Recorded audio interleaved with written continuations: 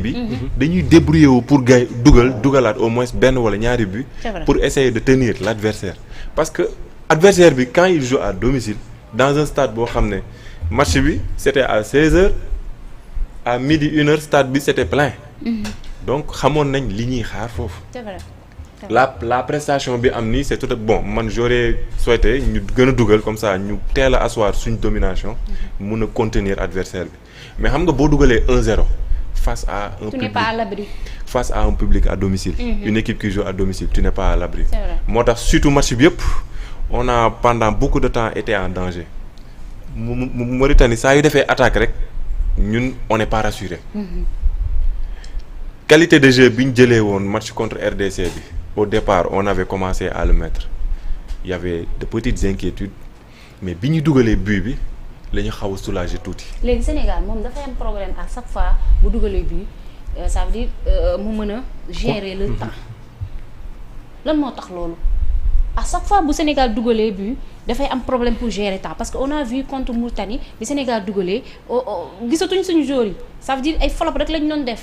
On n'a pas trop vu aussi voilà je vais pas dire peut-être suñu attaque bi moom rien à dire parce qu'on a vu un Kalidou Koulibaly qui était vraiment extraordinaire avec genre match yooyu nag c'est que ñun on avait l'habitude de voir un Sadio Mané qui faisait des exploits individuels. Mais sans Sadio Mané l'équipe c'est quoi le problème sans Sadio Mané? Khalilou l'a dit on n'a pas des joueurs de cette qualité Sadio Mané moo ñu jox CAN bi qu'on le veuille ou pas parce que à la CAN même blessé, sonné à la tête, il se débrouillait pour marquer et porter l'équipe.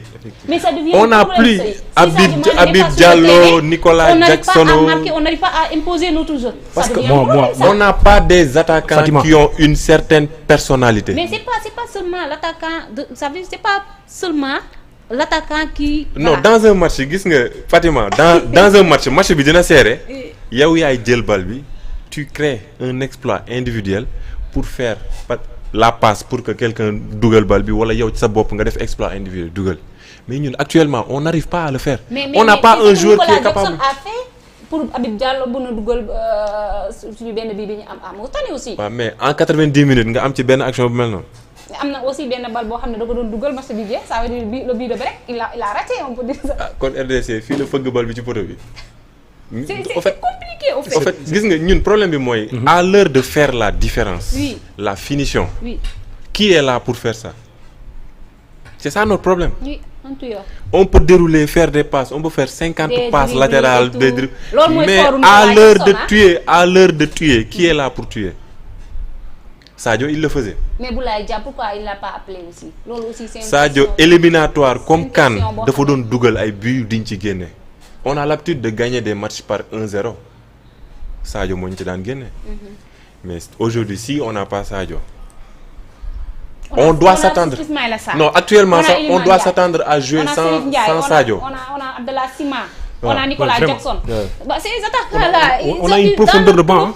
Il n'y a que Nicolas Jackson qui joue dans un club de haut niveau. C'est vrai, c'est vrai. Turquie bi ñuy wax man duma ko jël référence. Mais Iliman Ndiaye mi nekk Marseille nag Marseille c'est un grand club toi. Seen fin de saison c'était un peu down. Oui, ça c'est vrai. Moog Ismaïla Sarr dañoo down ci fin de saison bi. Moo tax ñaari match yu ñu joué ça s'est fait sentir. C'est vrai. Man des joueurs comme Ismaïla Sarr je m'attendais à ce que ñu ñëw jël la relève pour boot équipe bi. Mais qu'on ne voit pas. Ils se comportent ñoom ñëpp ils se comportent toujours comme des joueurs simples. Donc en l'absence de Sadio il y a un vide total. Te Sadio il faut qu'on l'accepte il se dirige vers la retraite. Donc dans quelques années je vais pas dire dans quelques années ça fait que 2 ans gars yi on doit apprendre à jouer sans Sadio. Oui. Maintenant le coach quelle formule va-t-il mettre? Quel joueur va-t-il utiliser? En fait c'est ça notre problème actuellement. Le public sénégalais est habitué maintenant à gagner. On dit le Sénégal est une grande équipe. dañu war a gagner moo tax kon RDC match nul bi ñëpp la metti. ñëpp a mer. Alors qu'on a fait un match nul. Maintenant qualité de jeu boobu ñuy wut yan style de joueur la ñuy wut. ban style de schéma tactique moo ñu arrangé. Entraîneur bi lan la war a changer. Parce que moom aussi s'il s'entête à faire la même chose qu'avant alors que il n'a pas Sadio il va droit au mur. Mais exactement est-ce que le problème du Sénégal est-ce que c'est une dépendance à Sadio Mané ou bien moi je me dis la question, c'est on a un problème de coaching. En fait, le Sénégalais n'aime pas la contre-performance. Le Sénégalais, même les férus du Barça, du Real, tu les vois. Barça bu defee match nul sax ñu génn ci mbedd mi mer. Au fait, les Sénégalais veulent toujours gagner. Parce que depuis 2022, on pense que on est sur un nuage, alors que on doit se rendre compte que équipe bi dafa war a nekk en reconstruction. Équipe Sénégal li nekkoon force am. Colonne vertébrale bi la woon. Le gardien, l'axe, le milieu de terrain, l'attaquant. On avait Sadio, Gana, Koulibaly, Edouard Mendy. Mais bien vrai que déjà c'est bien vrai. Ils sont vers la retraite. Ils sont allés dans des championnats de bas niveau. Man je le dis carrément. Oui, un championnat. Non, bien parce vrai que munoo dem ay Arabie Saoudite ay Qatar ba pare nga bëgg surfer ci haut niveau. Non, bien vrai que cette l'équipe elle est vieillissante. Voilà, ça, donc maintenant on peut pas le nier. Mais avec cette équipe là, on pouvait quand même aller jusqu'au CAN de 2025 quand même. Surtout avec Gana Gueye. Non, Koulibaly ñoom ñëpp dinañ jouer CAN 2025 inchallah. Pour moi, le problème du Sénégal. Je pense que Koulibaly dina jouer CAN 2025. CAN 2025, c'est dans un an. Oui, yàggatul mais bon. Fatima. Même les oui. Le problème du Sénégal. Aliou di ko bàyyi noonu de. Je veux vous poser mais une question. Mais il y a de la SEC qui sont là. À quel niveau ils vont jouer la CAN 2025? C'est ce qu'il vient de dire. Voilà. Le niveau de compétition. Exemple simple, Sénégal RDC. Memba il joue à Marseille. Il a joué quasiment une 50aine de matchs. Joué Europa League jusqu'en demi-finale. Avec un certain niveau. Donc, vous jouez au Marseille, ça des faits. Tu peux pas comparer Memba aujourd'hui à un Abdou Diallo, à un Kalidou Koulibaly qui joue en Arabie Saoudite. Même s'il y a certains joueurs qui vont y jouer le championnat, ils commencent à être médiatisés, tout ça. C'est pas à ce niveau-là. C'est pas à ce niveau-là dont on a besoin. La RDC a été demi-finaliste parce que dafa am ben noyau dur bu mu am. Noyau dur boobu c'est des joueurs yu nga xam ne dañoo reconstruire seen équipe échec commencé di def nii. Mais nañu xaar fii ak CAN bii di ñëw. ñun jaar nañ ci sax. C'est ça en quelque sorte. Afrique moo demee noonu. Les sélections qui ont compris ça. ont fait des résultats. Dans la durée. Voilà. L'équipe d'Égypte qui était triple championne d'Afrique. Lan la woon ossature équipe bi. Sur les 11 titulaires, les 7 venaient de Al Ahli.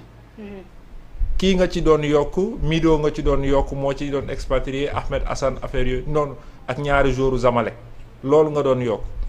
Zambie bi muy gagné Coupe d'Afrique sur les 11 titulaires les 8 jouaient ensemble en club au tout puissant Mazembe.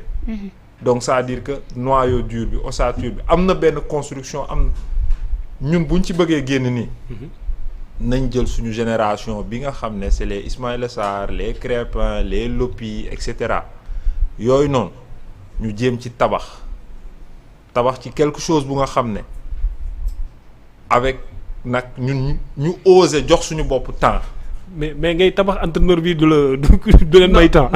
non su ma la nee nañ tabax mooy c'est-à-dire que soit c'est avec ou sans lui mais il faudra impérativement que reconstruction am. Parce que ñii ñëpp colonne vertébrale boobu mu la limal colonne vertébrale boobu day pousse.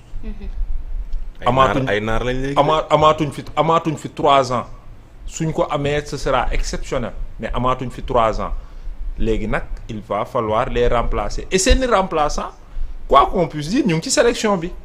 am na ñu ci nekk. ñu ngi ci sélection bi. donc ça veut dire que ci sélection bii ñu yor nii. lan laa doon wax un ami ma ne ko nous avons l'une des meilleures générations U23. Oui. bu ñu xoolee suñu U23 yi nekk sélection nous avons l'une des meilleures générations de U23 mais nag qu'on leur fasse confiance. D'ailleurs il a fait avec Habib Diarra. Habib Diarra presque match contre RDC bi il a été nan laa ko mën a wax extraordinaire contre Mauritanie aussi s'il y avait pas cette blessure bi mu am contre ci nga xam ne mooy di Khadim Diaw. Aussi gis nañu match bi mu débuté moom peut-être que si bal yëpp si moom si côté la doon jaar ça veut dire que ni tey fi ñuy wax pour Aliou Cissé mu dem puiser fa amul problème boobu parce que suñuy sélection yi U20 U17 U23 comme ni nga ko waxee am na matière tey on a vu Fermous Mendy qui est passé à côté voilà contre Mauritanie kenn xamul loolu doon jouer ça veut dire c'est des joueurs yoo xam ne peut-être ils ne sont pas utilisés à leur poste doo leen clash par rapport à ça mais aussi suñu la dugalee ci match yu mel noonu ça veut dire faudra être à la hauteur quand même. Voilà mooy lim lay wax rek boo amee benn 15 minutes en équipe nationale c'est à toi de prouver ta valeur tu n'es pas venu en équipe nationale pour qu'on te donne du temps c'est que suñu joueurs yi il faut que ñu xam loolu seen fans yi xam loolu joueur boo ko convoqué équipe nationale c'est pour montrer sa valeur ou bien tu laisses ta place ñoom Sadio ñoom Gana ñoom ñoom Cheikhou Kouyaté Saliou Ciss Pape Ndiaye Souaré bi ñuy ñëw en 2012 après CAN 2012 bi mais coach bi daa ñëw génne ñëpp ñoom Moussa Sow ñoom Demba Ba ñoom ñëpp mu ne leen bon je vais travailler avec les jeunes avec booy yi demoon Londres Jeux olympiques yi ñooñu la jël teg leen mu def transition mais ñooñu ils ont fait 10 ans pour gagner une CAN oui soo xoolee 2015 bi ñu dàqee Alain Giresse 2017 quart de finale 2019 finale 2022 ñu gagné ko 2024 ñu delluwaat huitième de finale